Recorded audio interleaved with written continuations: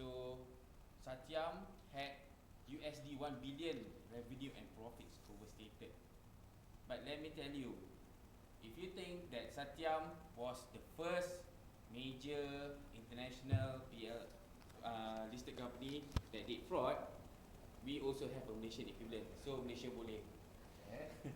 Okay, tangan tu selalu macam tu je. Okay. Relax lah sikit.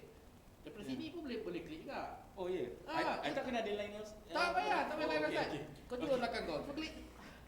Okay, so tak payah. So jangan macam ni je all the time. Relax, okay? Okay, relax dia ambil suggestion, okay. Okay. Okay, in the Malaysian version of Satyam, tangan sebelah dia pun gerak tak? okay, in the Malaysian version of Satyam, we can see that there is creation of fictitious cash sales and injection of overvalued assets to hide non-existent cash. Okay, so we have a Mr. Ambitious who actually controls shop Sendirian Berhad, but is also linked to property Sendirian Berhad. Okay. Okay, shop Sendirian Berhad is actually proposing to be listed. Okay, but they were falling short of certain criteria to meet the listing requirements. So, in order to meet the profit track record required for listing, they actually created fictitious cash sales. They created fictitious cash sales through recording fictitious cash receipts and worth 100 million ringgit. Okay, so you have, from an accounting point of view, you have the double entry is you debit cash, you credit sales, right? Okay, problem here is that in accounting you have non-existent sales. So how do you actually hide that? Okay, following me so far? Okay, perfectly clear? Okay. The double entry. Okay, sorry. Okay, to cover the non-existent cash, so Shop Sendirian Berhad actually recorded in their own books as fictitious cash advances to property Sendirian Berhad. Remember, both Shop Sendirian Berhad and property Sendirian Berhad linked to him. Are actually technically the same parties. Okay, so you have a temporary problem just now that you have in terms of the cash is now solved, being hit as advances to debtor. Okay, so now you have a new problem in terms of how do you actually resolve the advances, because you can't have it in your books for too long. Then it triggers the external parties as to why these advances have been in the books reflected too long, right? So, your property Sendirian Berhad sells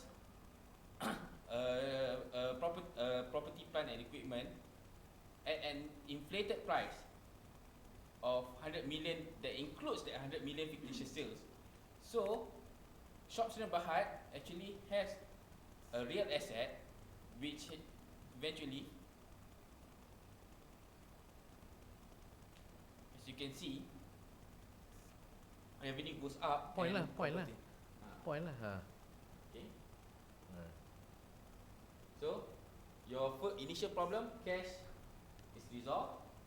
Your advances also is converted into a real asset.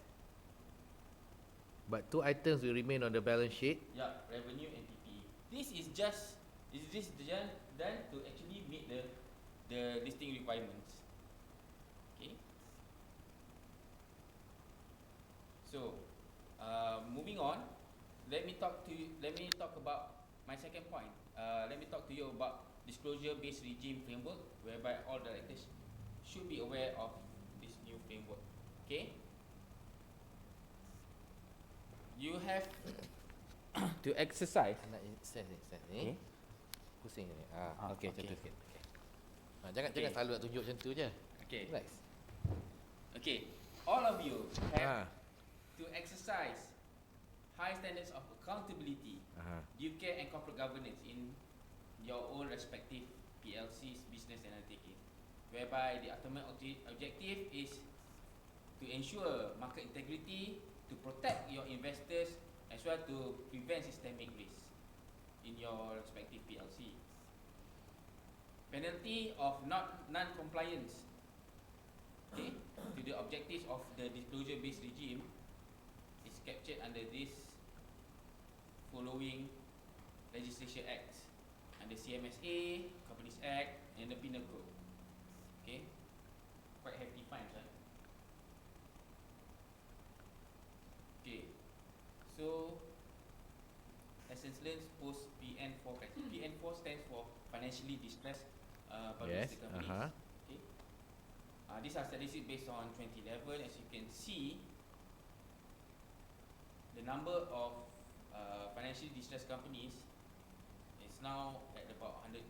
Is Currently, as of October 2011, it's about 128. Okay, and based on our findings, it's basically the similar characteristics in all the 128 companies is that they turn into financially distressed due to mismanagement by the directors. So which is why I have to reiterate again the importance of yourself to uphold the integrity in being a director of a public listed companies. you must understand, You must understand being a director has a lot more of being a director of a public listed company being a director of a public listed company has a lot more has responsibility. a lot more responsibilities as compared to running a private limited company. Siang Berhad. Okay, you are accountable to the shareholders as well as you have to be in compliance with the requirements of your regulators. If it is a senior Berhad If company, it is a senior Berhad company, you may own the company. you may own the company. But for a public listed company, For public listed companies, you are answerable to the shareholders. it is not your company anymore. It is not your company anymore. Bukan bapak kau punya company. Okay, just to share with all of you, our